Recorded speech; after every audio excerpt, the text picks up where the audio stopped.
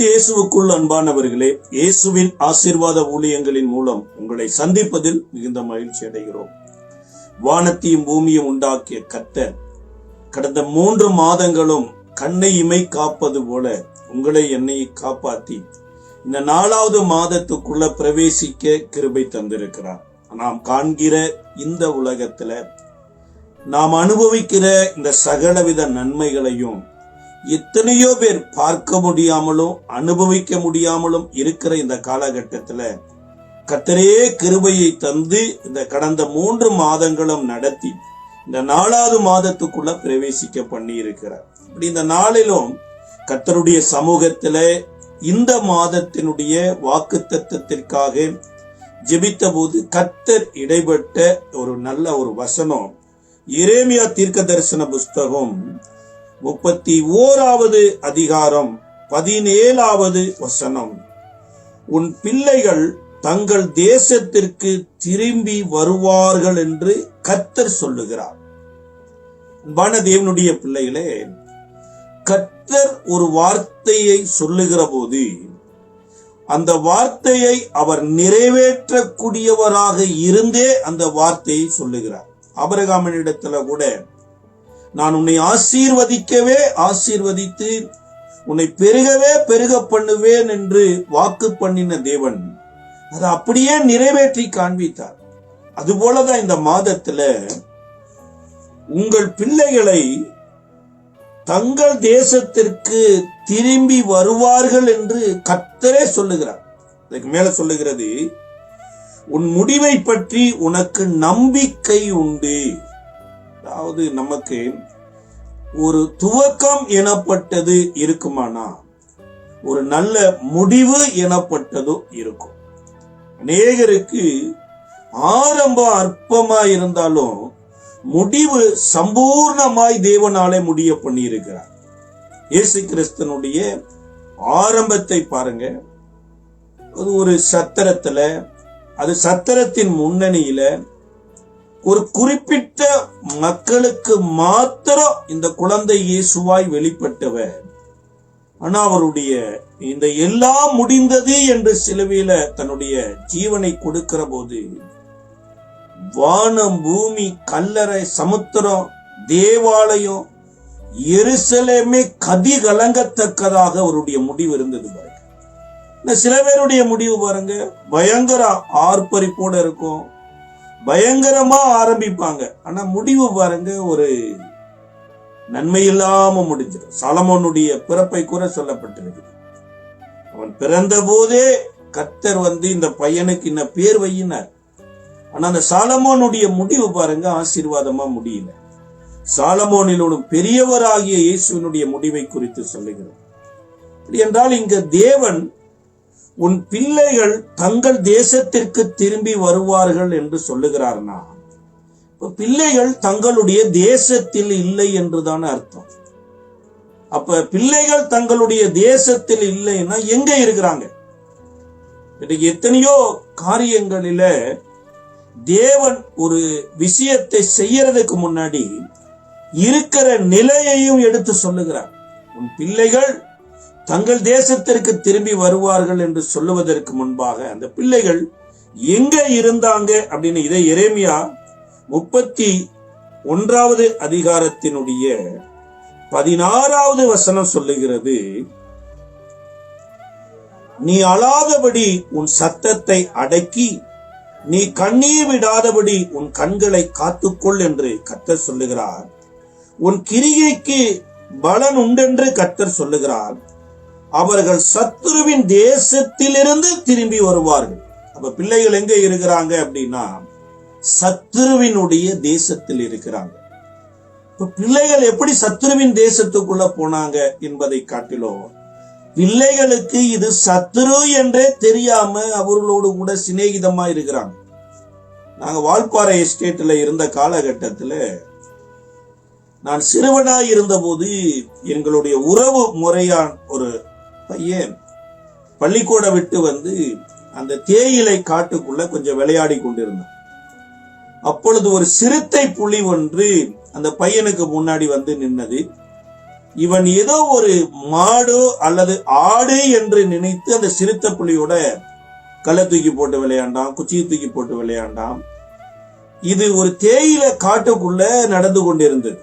அநேகர் அந்த இடத்துல ஒரு நல்ல வீட்டை பக்கத்துல இருந்தாங்க. ஆனா இந்த பையன் அந்த சிறுத்தை புலியோடு கூட விளையாண்டு கொண்டே இருந்தான்.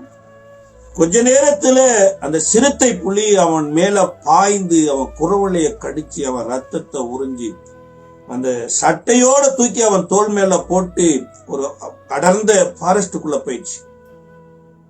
அப்பொழுது அந்த உறவினர்கள் வீட்டாரெல்லாம் கதறிட்டு வர்றாங்க, ஐயோ புள்ள போயிடுச்சு, திரும்ப கிடைக்கவே இல்லை, அந்த சரீரம் தூக்கிட்டே போயிடுச்சு. அடர்ந்த ஃபாரஸ்ட் பகுதிக்குள்ள போன பையன் திரும்பி வரவே இல்லை. அதே போலதான் இன்றைக்கு எத்தனையோ வாலிபர்கள் தாங்கள் விளையாண்டு கொண்டு இருப்பது சத்துருவோடு விளையாண்டு கொண்டு இருக்கிறாங்க. தங்களுடைய முடிவு இந்த சத்துருவினால வந்துவிடும் என்பதை அறியாமல் வாழ்ந்து கொண்டிருக்கிறாங்க. ஆனா இங்க வேதம் சொல்லுகிறது, உன் பிள்ளைகள் சத்துருவினிடத்தில இருந்து திரும்பி வருவார்கள் என்று கர்த்தர் சொல்லுகிறார். அப்ப சத்துருவினுடைய கையில எப்படி போனாங்க அப்படிங்கிறதற்கு முக்கியமான 3 காரணம் இருக்குது. முதலாவது வேதம் சொல்லுகிறது, ஆதியாகம புஸ்தகத்தினுடைய 21வது அதிகாரம் 15வது வசனம் சொல்லுகிறது. ஆதியாகமம் 21:15, துருத்தியிலிருந்து தண்ணீர் செலவழிந்த பின்பு அவள் பிள்ளையை ஒரு செடியின் கீழ் விட்டுவிட்டு பிள்ளை சாகிறதை நான் பார்க்க மாட்டேன் என்று எதிராக அம்பு பாயும் தூரத்தில் போய் உட்கார்ந்து சத்தமிட்டு அழுது கொண்டிருந்தார். ஆகாரை குறித்து வேதம் சொல்லுது. ஆகாரனுடைய ஒரே பிள்ளையாகிய இஸ்மவேல் இன்றைக்கு எங்க இருக்கிறாருன்னா ஒரு செடியின் கீழே போய் இருக்கிறார். சார், வீட்டில் இருக்க வேண்டிய பிள்ளை, அப்பாவோடு கூட சந்தோஷமா இருக்க வேண்டிய பிள்ளை, குடும்பத்துல பெற்றோரோடு சேர்ந்து விளையாடி கொண்டு இருக்க வேண்டிய பிள்ளை இன்றைக்கு எங்க இருக்கிறான்னா ஒரு செடியின் கீழே இருக்கிறான். பெற்றோர் எங்க இருக்கிறார்னா ஆபிரகாம் வீட்டுல இருக்கிறாரு. இந்த ஆகார் அம்பு பாயிர தூரத்துல இருக்கிறாங்க. இன்னைக்கு எத்தனையோ பெற்றோர் நினைக்கிறாங்க, என் பிள்ளைய கொண்டு போய் ஹாஸ்டல்ல கொண்டு போய் சேர்த்திட்டேன்னா என் பிள்ளை நல்ல ஒழுக்கத்துல வந்துடும், அல்லது என் பிள்ளைய ஒரு நல்ல ஒரு பள்ளிக்கூடத்துல சேர்த்திட்டேன்னா என் பிள்ளை உலகத்துக்கு வந்துடும் அப்படின்னு நினைக்கிறாங்க. எருசலேமிலேயே விபச்சாரம் செய்து கொண்டிருந்த மக்கள் இருந்திருக்கிறாங்க. இயேசு உயிரோடு இந்த பூமியில சரீரத்தில் நடந்து கொண்டிருந்த நாட்களில விபச்சாரத்தில் கையும் மெய்யுமாய் பிடிபட்ட ஒரு பெண்மணி. எருசலேமை விட புனிதமான ஒரு ஸ்தலம் இருக்குதா? அதுவும் சரீரத்துல இயேசு வாழ்ந்து கொண்டிருக்கிறாரு. இயேசு வாழ்ந்து கொண்டிருந்த காலகட்டத்துல கையும் மெய்யுமாய் ஒரு பெண்மணி விபச்சாரத்தில் பிடிபட்டிருக்கிறாங்க. இப்போ ஒரு இடம் ஒரு மனிதனை பரிசுத்தவானாய் மாற்றாது. ஒரு கூட்ட மக்கள் ஒரு மனிதனை பரிசுத்தவான்களாய் மாற்ற முடியாது. இந்த அம்மா நினைத்துட்டாங்க, ஒரு செடியின் கீழே போய் விட்டுட்டா பிள்ளை எப்படியாவது காக்கப்பட்டுருன்னா, செடியின் கீழே போய் விட்டோம்னா பிள்ளை எப்படி காக்கப்படும்? அப்ப இந்த பிள்ளை இந்த செடியின் கீழே வருவதற்கு காரணம் என்ன என்று இந்த வேதம் சொல்லுகிறது.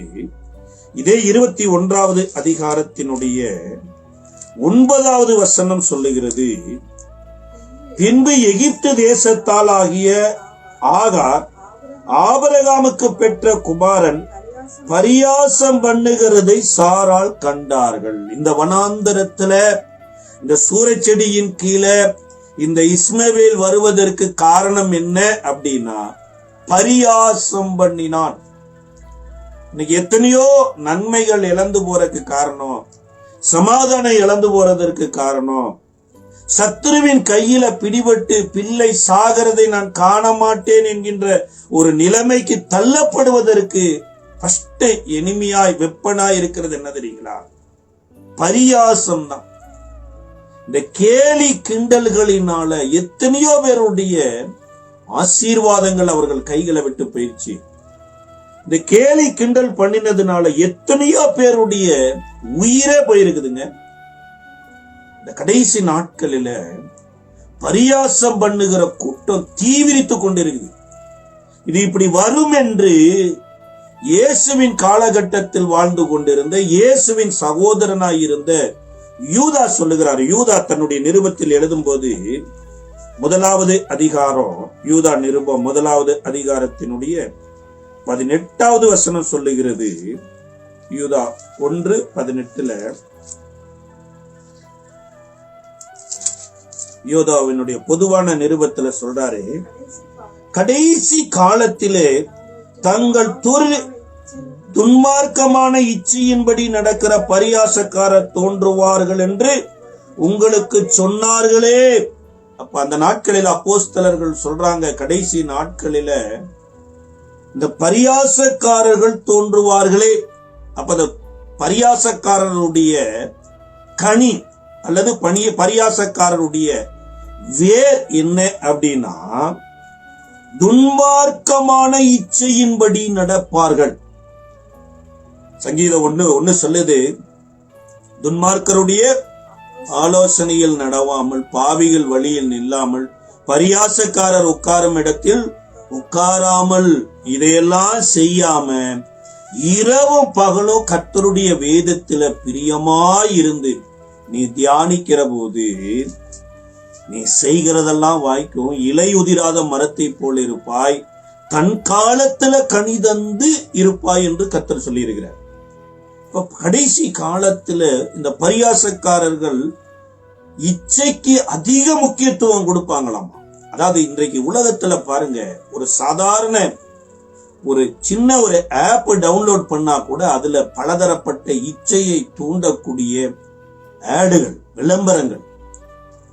ஒரு காலத்துல சுவரொட்டிகளில இச்சையை தூண்டக்கூடிய படங்கள், வால் போஸ்டுகள் ஒட்டப்பட்டிருந்தது. இன்றைக்கு பாருங்க, சினிமா வால் போஸ்டுகள் அதிகமாய் குறைந்து போயிடுச்சு. எங்க பார்த்தாலும் ஒரு கல்யாண திருமண பெண்ணுடைய பையனுடைய அந்த போஸ்டுகள் ஒட்டப்படுது, அரசியல்வாதிகள் போஸ்ட் ஒட்டப்படுது. இந்த நாட்களில அந்த இச்சையை தூண்டுகிற வால் போஸ்டுகள் இல்ல.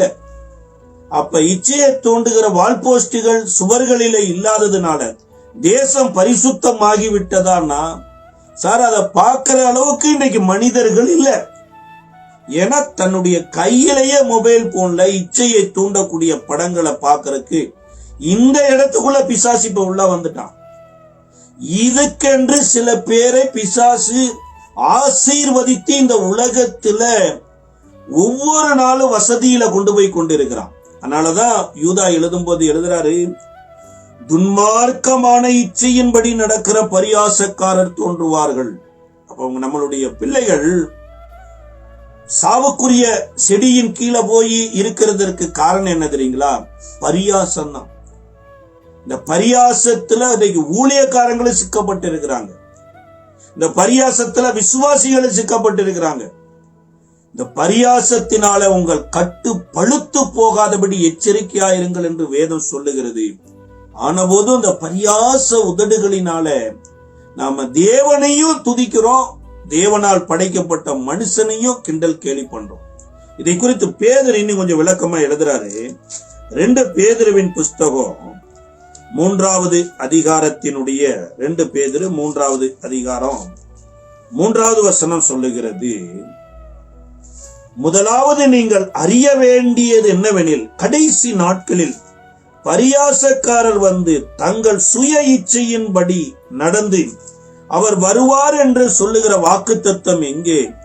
பிதாக்கள் நித்திரை அடைந்த பின்பு சகலமும் சிருஷ்டிப்பின் தோற்றம் முதல் இருந்த வண்ணமாய் இருக்கிறதே என்று சொல்லுவார்கள்.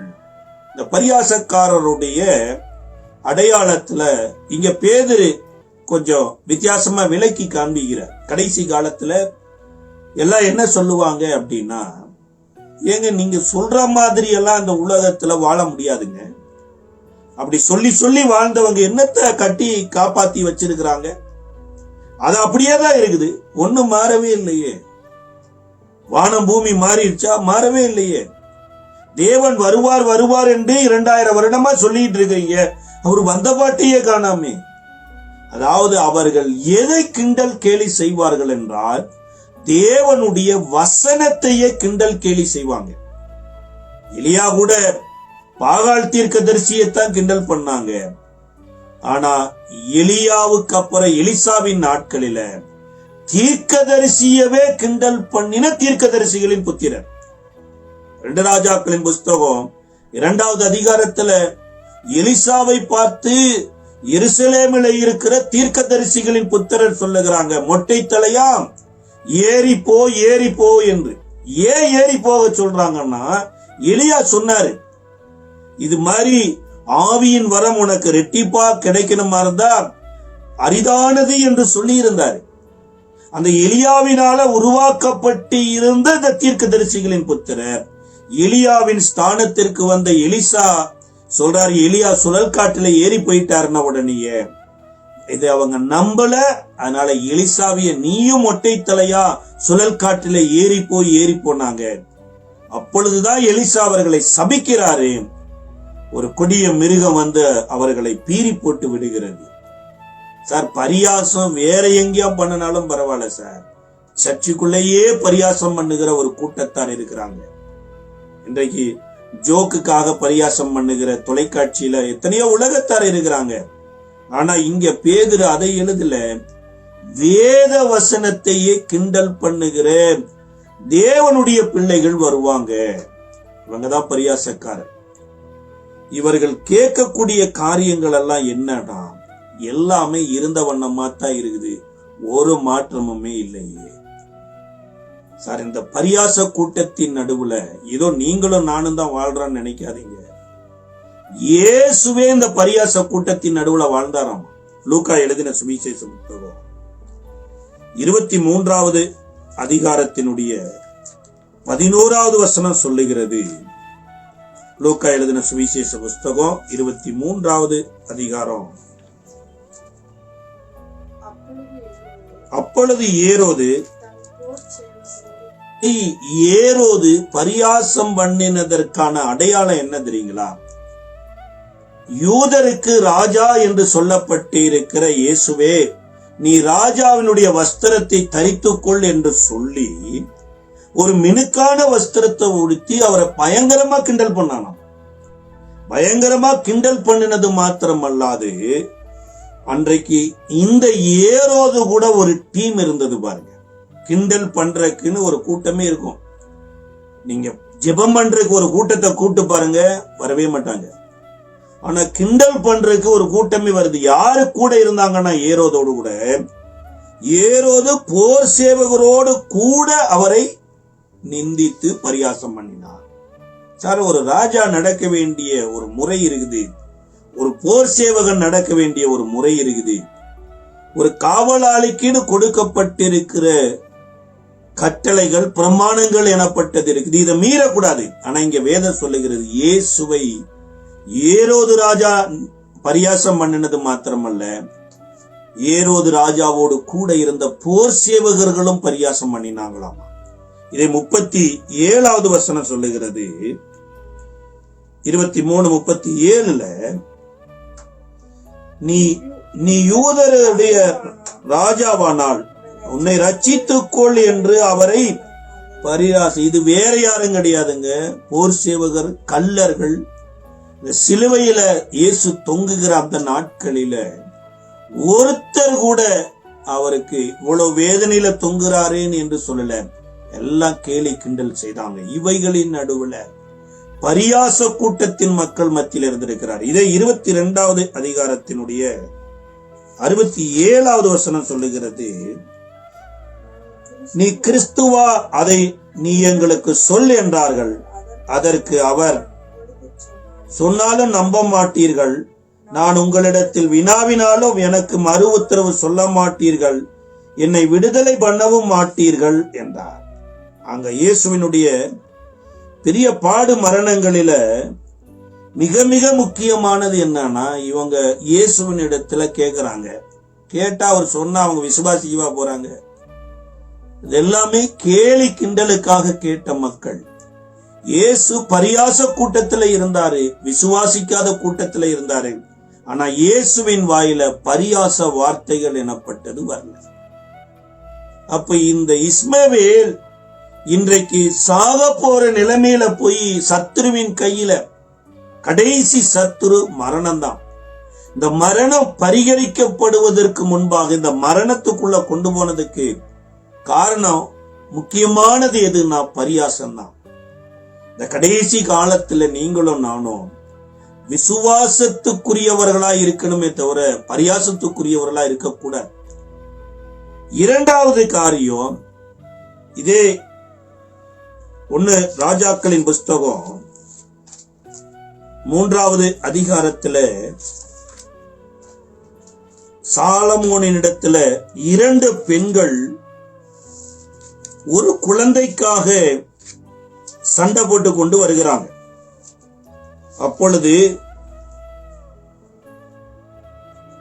21-22 வசனத்துல 3வது அதிகாரத்துல, என் பிள்ளைக்கு பால் கொடுக்க காலமே நான் எழுந்திருந்த போது அது செத்து கிடந்தது. பொழுது விடிந்த பின் நான் அதை உற்று பார்க்கும் போது அது நான் பெற்ற பிள்ளை அல்ல என்று கண்டேன். அதற்கு மற்ற ஸ்திரீ, அப்படி அல்ல, உயிரோடு இருக்கிறது என் பிள்ளை, செத்தது உன் பிள்ளை என்றார். இவளோ, இல்லை, செத்தது உன் பிள்ளை, உயிரோடு இருக்கிறது என் பிள்ளை என்றாள். இப்படி ராஜாவுக்கு முன்பாக வாதாடினார்கள். இங்க சாவுக்கு இன்னொரு பிள்ளைய ப்ரிப்பேர் பண்ணிட்டாங்க. அதே மாதிரி இஸ்மவேலனுடைய சாவுக்கு போனதற்கு பின்னணியில பரியாசம் இருந்தது போல இங்க ஒரு தாயினுடைய கையில இருக்கிற ஒரு பிள்ளைக்கு 2 தாய்மார்கள் அடித்துக் கொண்டிருக்கிறாங்க. இந்த பிள்ளை இப்ப என்ன கண்டிஷனுக்கு வந்துருச்சுன்னா பட்டயத்துக்கு கீழே வந்துருச்சு. இஸ்மவேல் நாவதும் செடிக்கு கீழே வந்துட்டாரு. சாவு ஒரு நாள் வந்துருங்கிற நிலைமைக்கு. ஆனா இங்க சாவு கன்ஃபார்மா பிக்ஸ் பண்ணப்பட்டாயிடுச்சு. இதற்கு காரணம் என்ன தெரியுங்களா?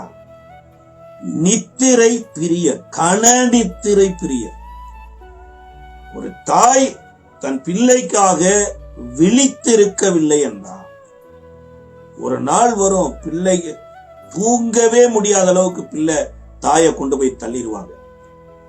வேதத்துல ஒரு இடத்துல சொல்லப்பட்டு இருக்குது, தன் இஷ்டத்திற்கு விடப்பட்ட பிள்ளை தன் தாய்க்கு அவமானத்தை ஏற்படுத்தி விடுவாளாம். அதனாலதான் இயேசு பாரமான சிலுவையை சுமந்து கொண்டு போகிற போது, நீங்கள் எனக்காக அழாமல் உங்களுக்காகவும் உங்கள் பிள்ளைகளுக்காகவும் அழுங்கள் என்று சொல்லி இருக்கிறார். இன்னைக்கு எத்தனையோ தாய்மார்கள் பாருங்க, பிள்ளைகளுக்காக அழ மறந்ததுனால ஒரு நாள் வருகிறது, இந்த பிள்ளைகள் வாழ முடியாதபடி ஏதோ ஒரு காரணத்துல சிக்கப்பட்டிருக்கிறது நிமித்தமாய் இன்றைக்கு தூங்கவே முடியாதபடி விழித்திருக்கிறாங்க. இங்க சாலமோனிடத்துல வந்த 2 பெண்களும் தாய்கள் தான். ஆனா இன்றைக்கு இந்த சத்துருவின் கையில பட்டயத்துக்கு கீழே இந்த பிள்ளை வந்ததற்கு காரணம் நித்திரை பிரியராயிருந்தாங்களாமா. இப்ப சரீரத்துல நமக்கு அதிக வேலை செய்யுங்கிற போது நம்ம ஒரு வேலை சோர்வாகி நித்திரை பண்ணுவது தவறு கிடையாது. ஏன்னா வேதம் சொல்லுது, கர்த்தர் தமக்கு பிரியமானவனுக்கு நித்திரையை கொடுக்கிறார். ஆதாமுக்கு கூட அயர்ந்த நித்திரையை வர பண்ணியிருக்கிறாரு.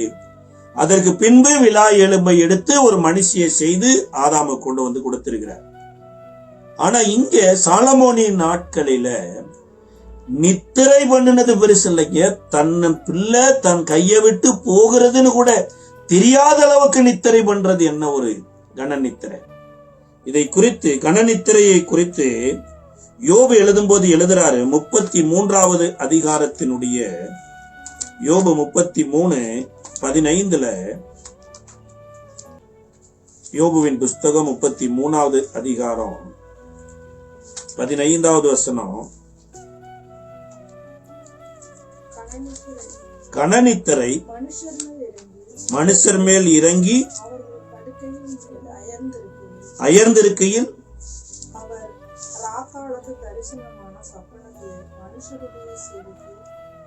33:15 கனநித்திரை என்ன பண்ணுதுன்னா,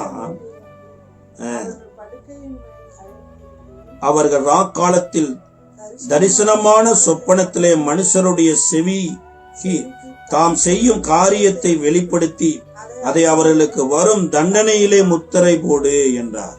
மனுஷருக்கு கணநித்திரைன்னு ஒண்ணு வருகிற போது இந்த கணநித்திரையில வரக்கூடிய தரிசனங்கள் கூட மறந்து போயிருமாமா. அதனாலதான் சூனமித்தியால் கூட சொல்றாங்க, நான் நித்திரை பண்ணி இருந்தேன், என் இருதயமோ விழித்திருந்தது என்கிறார். இயேசுவோடு கூட அந்த நாட்களில் இருக்கக்கூடிய சீசர்கள் தனக்கு வரப்போகிற தண்டனையை குறித்து இயேசு வியாகுலப்பட்டு கெத்செமனே தோட்டத்துல ஊக்கத்தோடு ஜெபம் பண்ணி கொண்டு இருக்கிறாரு. ஆனா இயேசுவினுடைய சீசர்களோ கணநித்திரையா இருந்ததுனால அவர் சொன்ன வார்த்தையை நிறைவேற்ற முடியல. இப்ப நீங்களும் நானும் நித்திரை பிரியரா இருந்தோம்னு வைங்களே, கருத்திரை நம்மளை விட்டு விலகவே விலகாது. நித்திரை முக்கியம் தான். ஆனா நித்திரை பிரியர் எனப்பட்டது எதை சொல்றாருன்னா, ஆவி இல்லாத ஒரு மனிதனுடைய சரீரம் பாருங்க, இந்த ஆவி இல்லாததுனால சரீரத்துக்குரியவைகளை செய்துட்டு அதுல இளைப்பாற பார்க்கும்.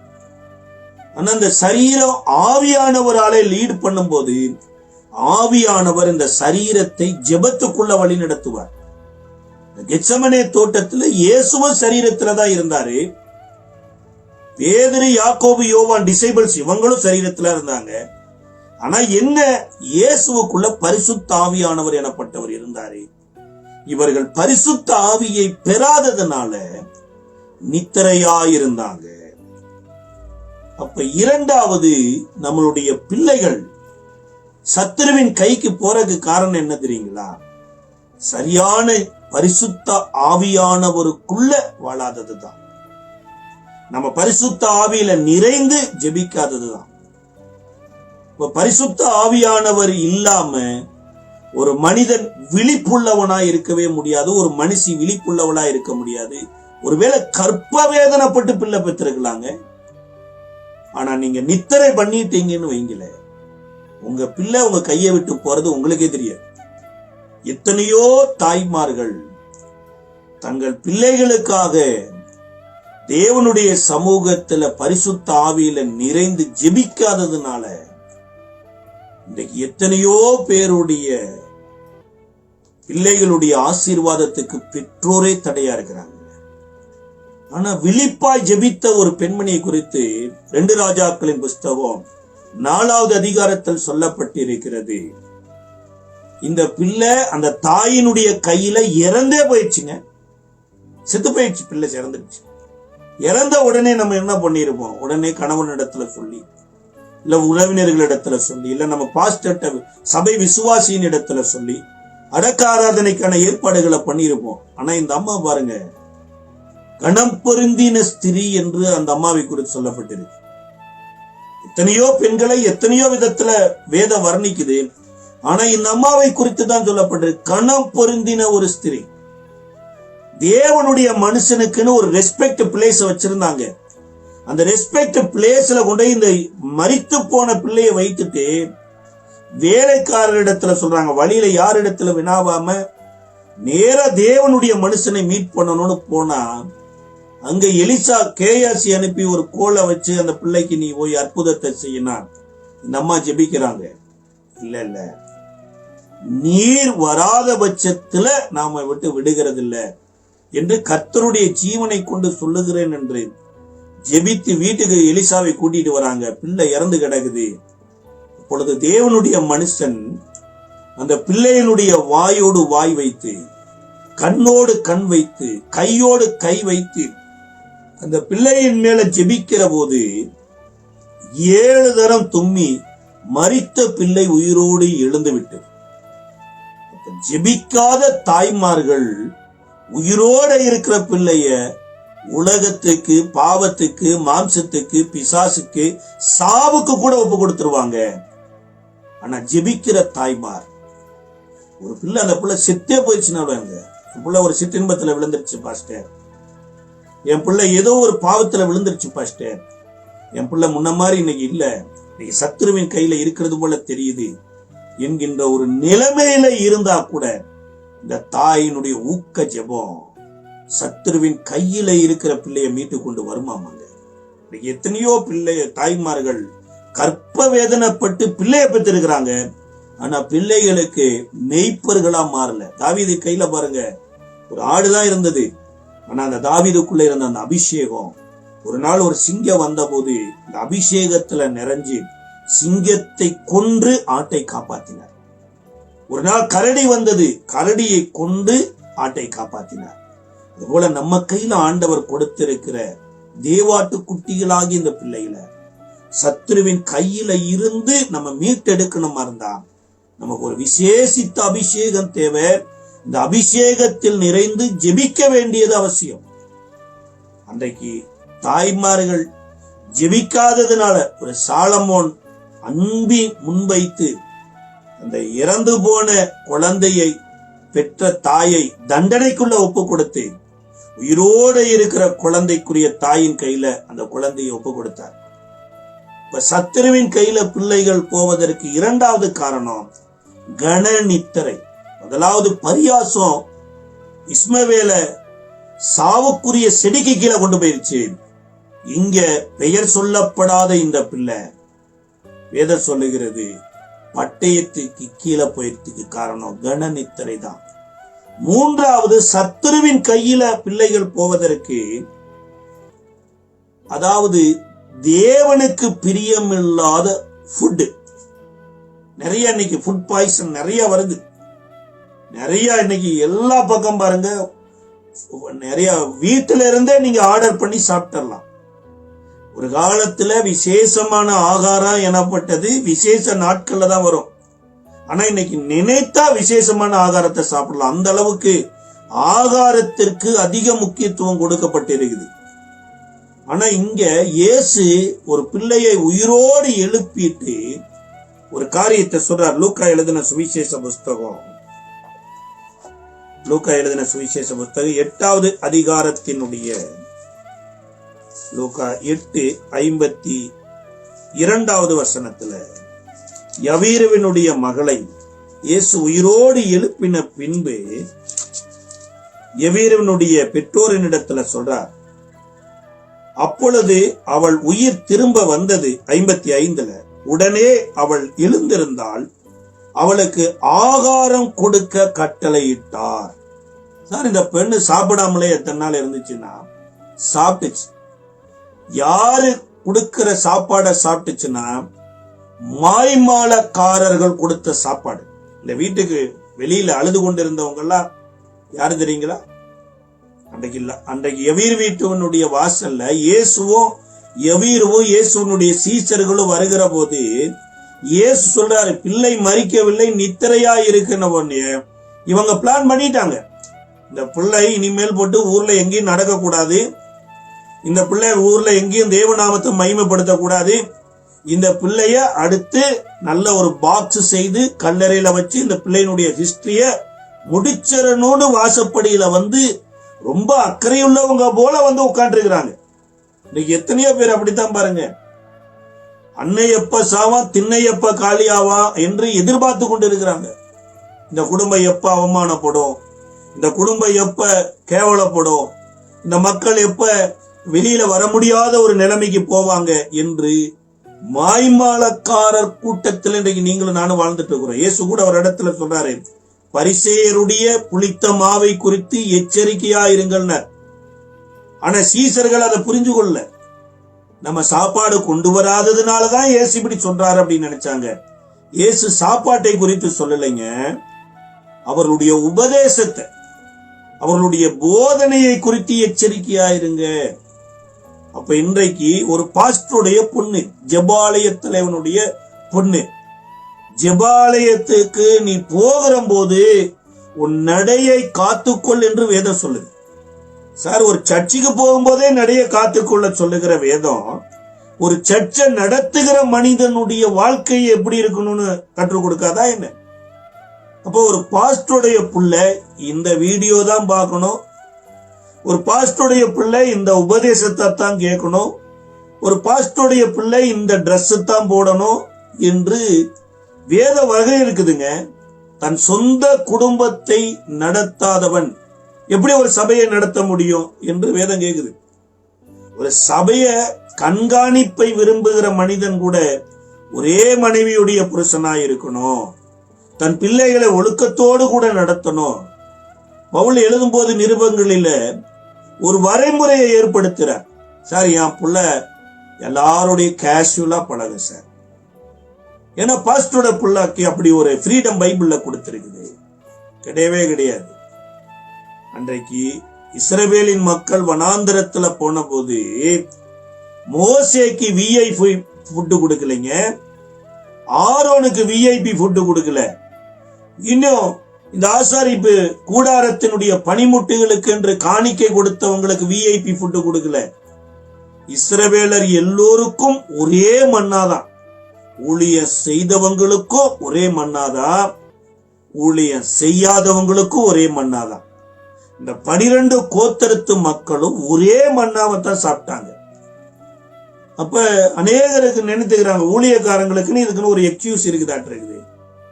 யவீரனுடைய பிள்ளைக்கு யவீரு என்னென்ன ஆகாரத்தையோ கொடுத்து வளர்த்திருக்கலாம். ஆனா இப்ப இயேசு சொல்றாரு, இந்த பிள்ளை இனிமேல் யவீருவே உன் பிள்ளை கிடையாது, என்னுடைய வார்த்தையினால உயிர்ப்பிக்கப்பட்ட என் பிள்ளை. என் பிள்ளைக்கு என்னென்ன ஆகாரம் நான் டிசைட் பண்ணி இருக்கிறனோ அதைத்தான் கொடுக்க வேண்டும் என்று பிள்ளைக்கு ஆகாரம் கொடுங்கள் என்று இயேசு கட்டளையிட்டார். ஆதாம் ஏதேன் தோட்டத்தை இழந்து போனதுக்கு காரணம் என்னங்க? ஆகாரம் தான். இப்படி தானியேல் பாபிலோன் தேசத்துல உயர்வான ஸ்தானத்துக்கு உயர்த்தப்பட்டதற்கு காரணம் என்னங்க? ஆகாரம் தான். இஸ்ரவேலின் மக்கள் வனாந்தரத்துல அநேகர் செத்ததுக்கு காரணம் என்னங்க? ஆகாரம் தான். அப்ப இந்த ஆகாரம் எனப்பட்டது ஆகாரத்தை மாத்திரம் சொல்லலைங்க, உலகத்தின் காரியங்கள், பாபிலோனிய காரியங்களை உள்வாங்கிட்டே இருந்தோம்னு வைங்கள, கட்டாயம் பாருங்க நம்மளுடைய நம்பிக்கையெல்லாம் இழந்து போயிருவோம், நம்மளுடைய இலக்கையெல்லாம் இழந்து போயிருவோம். ஆனா கர்த்தரிடத்திலிருந்து வருகிற ஒரு ஆகாரம் பாருங்க. இன்னைக்கு கிதியோன் தன்னுடைய களத்துல போய் பயந்து நடுங்கி கோதுமை களஞ்சியத்துல கதிர் அடிச்சு கொண்டு இருக்கும் போது பரலோகத்திலிருந்து ஒரு தேவதூதன் வந்து, பராக்கிரமசாலியே கர்த்தர் உன்னோடு கூட இருக்கிறார் என்றார். அதே போல தன் ஜீவனை வெறுத்து சூறைச்செடி கடியில படுத்திருந்த எலியாவுக்கு பரலோகத்திலிருந்து ஒரு தூதன் வந்து, பாருங்க எலியாவே, நீ புசித்து புறப்படு, நீ பண்ண வேண்டிய பிரயாணம் வெகு தூரம் என்று சுட சுட ஆகாரத்தை கொடுத்தாருங்க. கர்த்தரிடத்திலிருந்து வரக்கூடிய சத்தம், கர்த்தரிடத்திலிருந்து வரக்கூடிய தேவ மனிதன், கர்த்தரிடத்திலிருந்து வரக்கூடிய அபிஷேகம் நம்மள ஒன்றுமில்லாத நிலையிலேயோ அல்லது ஒன்றுமில்லாம போகிற நிலைமைக்கோ மாத்தாதுங்க. இப்போது இருக்கிறதை பார்க்கணும் 1000 மடங்கு ஆசீர்வாதத்துக்குள்ள நம்ம வழி நடத்த வல்லமையுடையதா இருக்கு. அதனால நாம புசிக்கிற ஆகாரத்தை குறித்து கவனமா இருக்கணும். நம்ம பிள்ளைகளுக்கு புசிக்க கொடுக்கிற ஆகாரத்திலையும் கவனமா இருக்கணும். இந்த 3 எனிமிக்களையும் நீங்க அறிந்து கொண்டீங்கன்னா கட்டாயம் பாருங்க சத்துருவின் கையில பிள்ளைகள் இருக்கிறாங்கிறது தெளிவா தெரியும். அதனாலதான் எரேமியா தீர்க்க தரிசன புஸ்தகம் 31வது அதிகாரம் 16வது வசனத்துடைய கடைசி பகுதி சொல்லுகிறது, சத்துருக்களின் கையிலிருந்து திரும்பி வர பண்ணுவாருங்கிறார். இப்ப கர்த்தர் நம்மள பிள்ளைகளை திரும்பி வர பண்ணின பின்பு கிடைக்கக்கூடிய முக்கியமான 3 ஆசீர்வாதங்களை குறித்து இதே எரேமியா தீர்க்க தரிசன புஸ்தகம்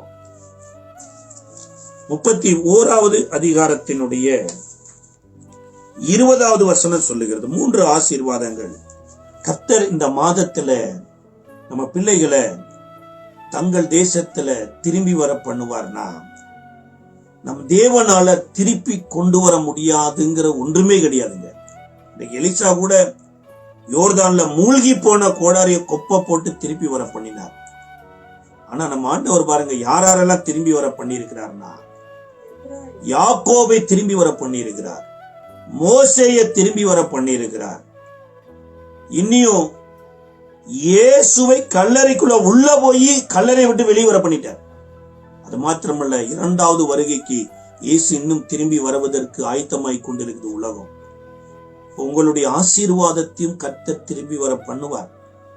அந்த திரும்பி வர பண்ணுவதற்கு ஆண்டவர் நமக்கு எதிர்பார்க்கிற அல்லது நமக்குள்ள வைக்கிற ஒரு 3 ஆசீர்வாதம்.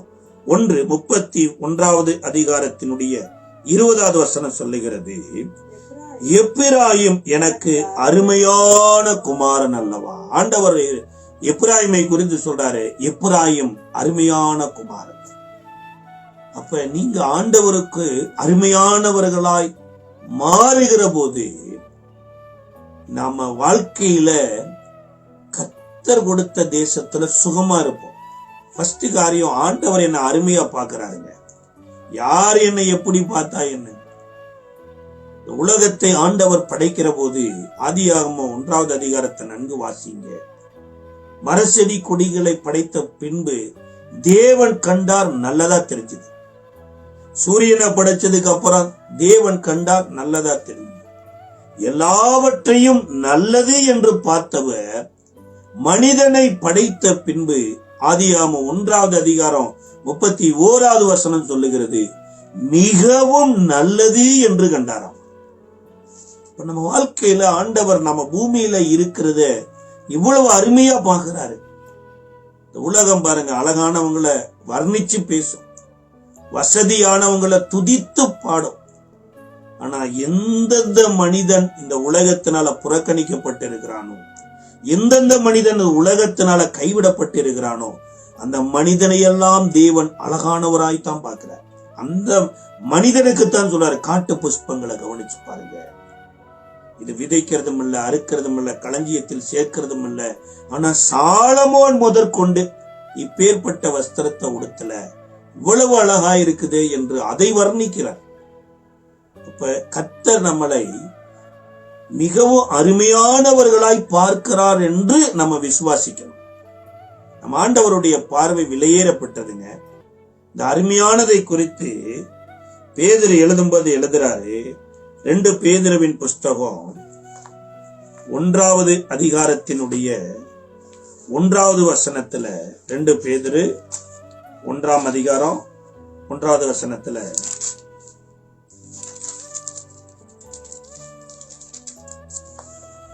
நம்முடைய தேவனும் இரட்சகருமாயிருக்கிற இயேசு கிறிஸ்துனுடைய நீதியால் எங்களைப் போல அருமையான விசுவாசத்தை பெற்றவர்களுக்கு இயேசு கிறிஸ்துவின் ஊழியக்காரனும் அப்போஸ்தலனுமாகிய சீமோன் பேதுரு எழுதுகிறதாவது. பேதுரு எழுதும்போது எழுதுறார், அருமையான விசுவாசம்.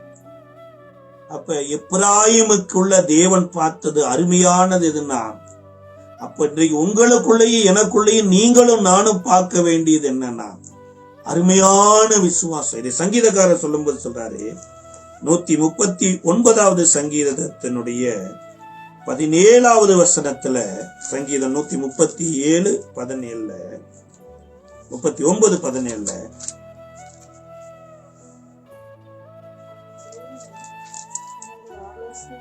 தேவனே உமது ஆலோசனைகள் எத்தனை அருமையானவைகள், அவைகளின் தொகை எவ்வளவு அதிகம். இன்னைக்கு நிறைய பேர் சொல்லுவாங்க பாருங்க, இவ்வளவு கோடி வச்சிருக்கிறாருங்க, அருமையான பணக்காரருங்க, இவ்வளவு பெரிய பங்களால இருக்கிறாரு, பெரிய வசதி உள்ளவர், இவ்வளவு விலை உயர்ந்த கார் வச்சிருக்கிறார். சார், நீங்க பணம் வச்சிருங்க, பங்களால இருங்க, விலை உயர்ந்த கார்ல இருங்க, ஆனா இதை விட மேலானது என்ன தெரியுங்களா? தேவன் எனக்கு ஒரு ஆலோசனை கொடுக்கிறார் பாருங்க. வழி தெரியாத போது, திசை தெரியாத போது, என்ன செய்வதென்றே தெரியாமல் திக்குமுக்காடி கொண்டு இருக்கிற போது எனக்கு ஒரு ஆலோசனை தேவனிடத்திலிருந்து வருது பாருங்க. இதுதாங்க விலையேறப்படும் அருமையானது. இன்றைக்கு அநேகருக்கு எதையோ அருமையா பாட்டு இருக்கிறாங்க. ஆனா இங்க வேதம் சொல்லுது, நம்மளுடைய விசுவாசத்தை தேவன் அருமையாய் பார்க்கிறார். இப்ப திரும்பி வந்த பிள்ளைகளுக்குள்ள தேவன் அருமையான விசுவாசத்தை கொடுக்கிறார். இரண்டாவது, அந்த விசுவாசத்தை வளருவதற்கு தேவையான ஆலோசனைகள்.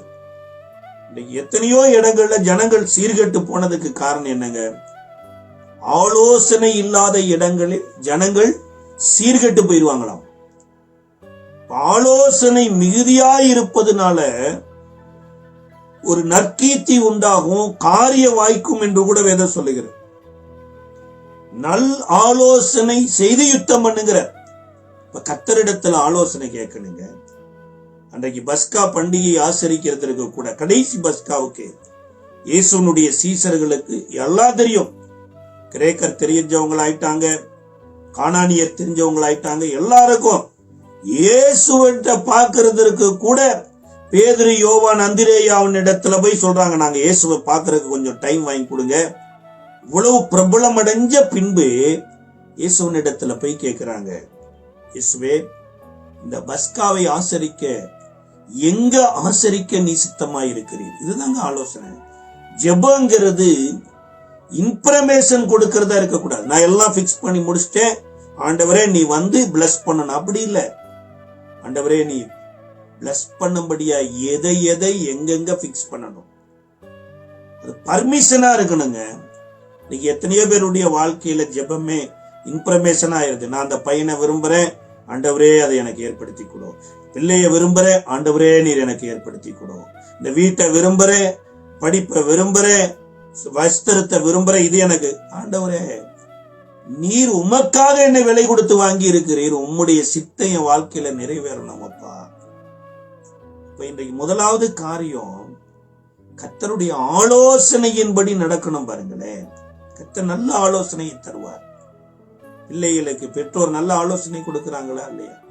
அப்ப திருந்து பிறந்தவங்களுக்கு தகப்பனா இருக்கிறார். இளையகுமாரன் கூட திரும்பி வரும்போது உம்முடைய வேலைக்காரில் ஒருவனாக என்னை சேர்த்துக் கொள்ளுன்னு தான் வந்தார். என்ன தகப்பனார் வேலைக்காரனா சேர்த்துல, பிள்ளையாவாதான் சேர்த்தினார். ஒரு நல்ல தகப்பனாய் நம் தேவன் இருக்கிறார், நல்ல ஆலோசனையை தருவார். இதே நீதிமொழிகளின் புஸ்தகத்துல 6வது அதிகாரம் 26வது வசனம் சொல்லுகிறது. நீதிமொழிகள் 6:26 ஞானி எழுதும்போது எழுதுறாரு, ஆலோசனைக்கு முக்கியத்துவம் எவ்வளவு பெரிது அப்படின்னு. 6:26 வேசிய நிமித்தம் ஒரு அப்ப துணியையும் இறக்க வேண்டியதாகும், விபச்சாரியானவள் அருமையான உயிரையும் வேட்டையாடுகிறாள். விசுவாசம் வேட்டையாடப்பட்டுருமாமா. முதல்ல மாதிரி அந்த விசுவாசமே இல்ல பிரதர். ஏதோ ஒரு விபச்சாரி வந்தா எல்லாத்தையும் தூக்கி சாப்பிட்டு போயிட்டான். இங்க ஞானி எழுதும்போது எழுதுறாரு, விபச்சாரி அருமையான உயிரை வேட்டையாடி விடுவாளாமா. இந்த விபச்சாரத்தை குறித்தும் விபச்சாரியை குறித்தும் வேத பரிசுத்த வேதங்க இது. இதுல எழுதக்கூடாது. இதுல எழுதியிருக்கப்பட்டிருக்குமானா அது பெரிய குற்ற புஸ்தகம் மாதிரிதான் இருக்கும் அப்படின்னு நம்ம நினைப்போம். கிடையவே கிடையாதுங்க. தேவன் நீங்களும் நானும் பரிசுத்தமாய் வாழ்வதற்கு தடையாயிருக்கக்கூடிய காரியத்தையே எழுதி வைத்திருக்கிறார். யாக்கோபு தன் நிருபத்தில் எழுதும்போது எழுதுறாரு, 4வது அதிகாரத்தினுடைய 4வது வசனத்துல, யாக்கோபு நிருபத்தின் புஸ்தகம் 4வது அதிகாரம் 4வது வசனம்,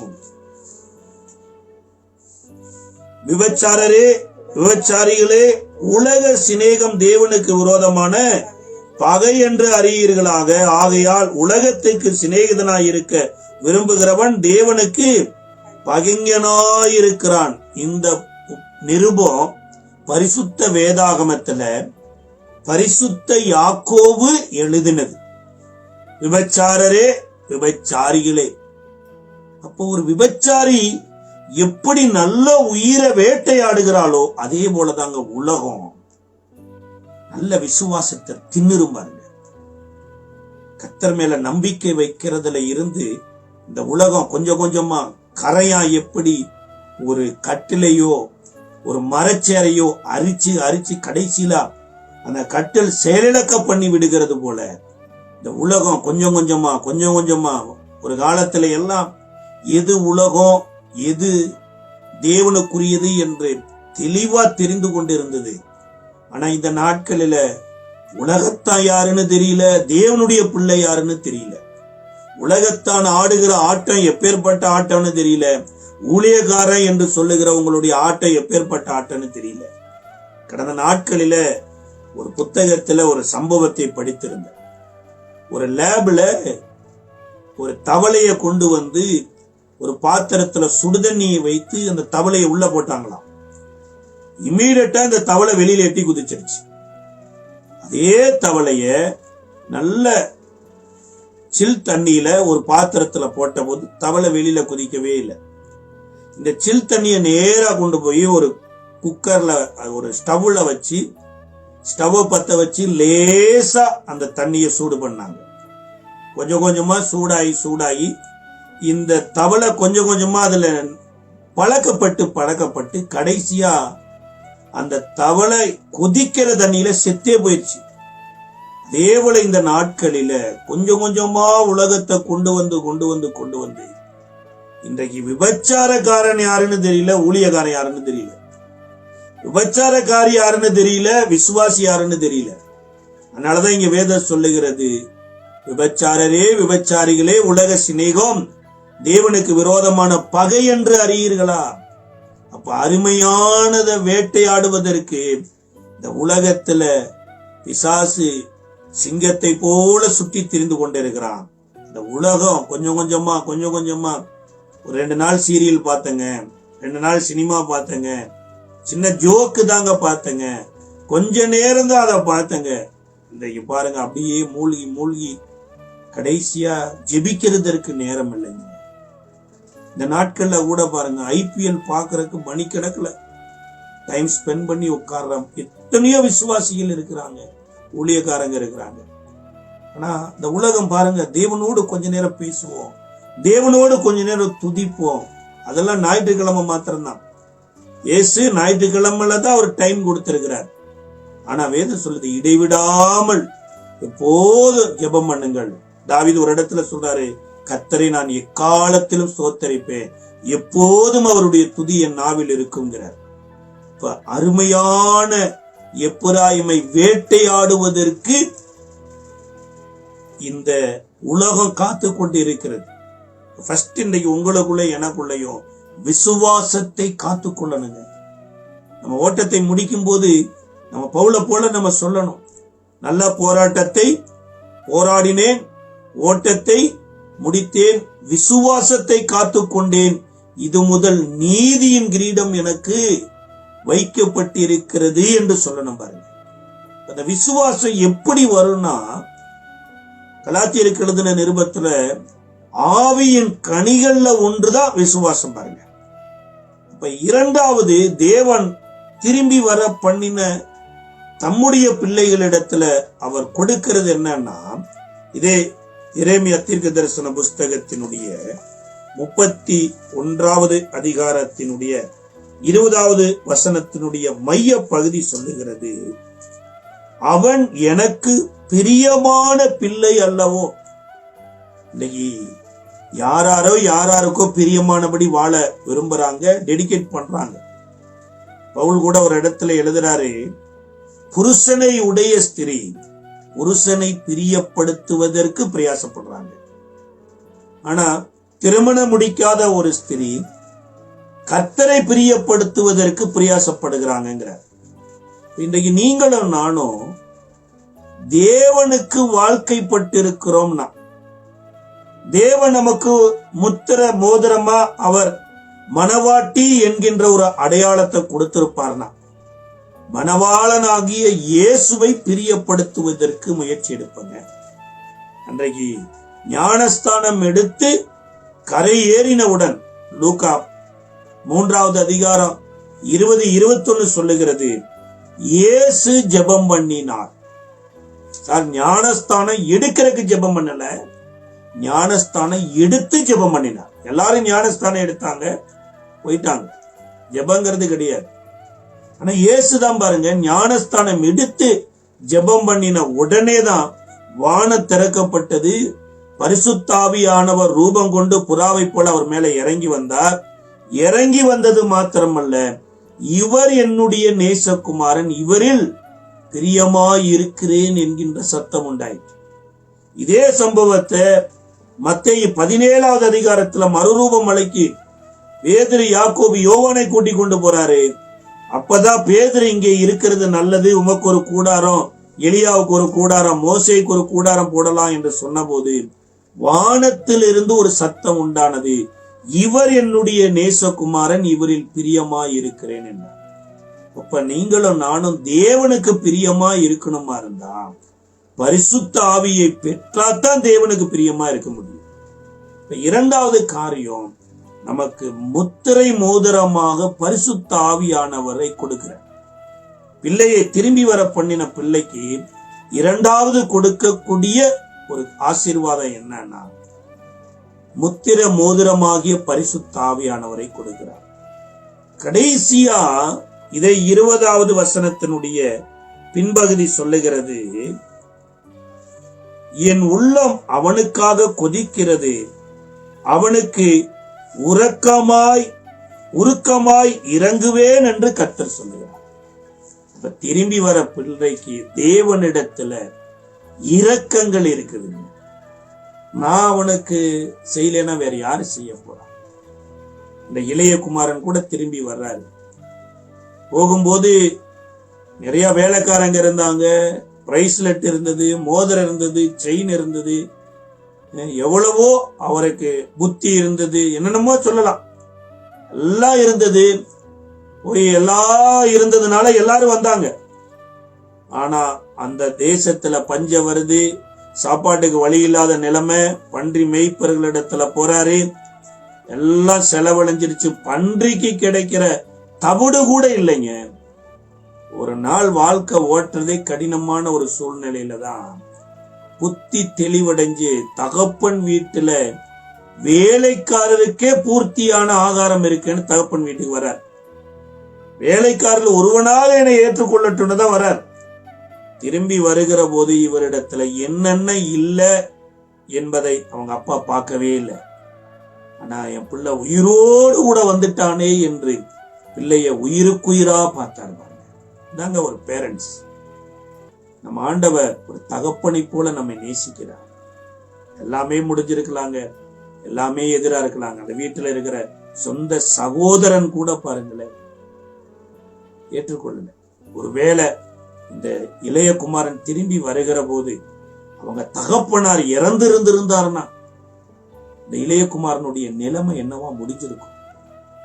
பன்றி மெய்ப்பன் வீட்டுல இருந்த நிலைமையோட கேடுகட்ட நிலைமை இந்த இடத்துல வந்திருக்கும். அப்பாவோடையே கூட இருந்தும் கூடங்க இந்த மூத்த குமாரனுக்கு அப்பாவினுடைய இருதயம் வருங்க. காரணம் என்னன்னா, அவன் அவரை பெக்கல, மூத்த குமாரனுக்கு வலிக்கல. ஆனா இந்த பிள்ளைய பித்து வளர்த்து ஒவ்வொரு ஸ்டேஜ்லயும் அழகு பார்த்த தகப்பன் தான் திரும்பி வந்ததுக்கு அப்புறம் ஓடி போய் முத்தம் கொடுத்தது மாத்திரமல்ல, மோதிரத்தை கொடுக்கிறாரு, பாதரட்சியை கொடுக்கிறாரு, விலையுயர்ந்த வஸ்திரத்தை கொடுக்கிறாரு. வீட்டுல ஆடல் பாடல் சத்தம் கேட்டுதாமாங்க. இளையகுமாரனுக்காக மூத்த குமாரன் ஃபைட் பண்றாரு. ஆனா இளையகுமாரன் போய் மூத்த குமாரனோட ஃபைட் பண்ணல, அப்பாவே போய் பேசினார். இதுதாங்க இரக்கம்.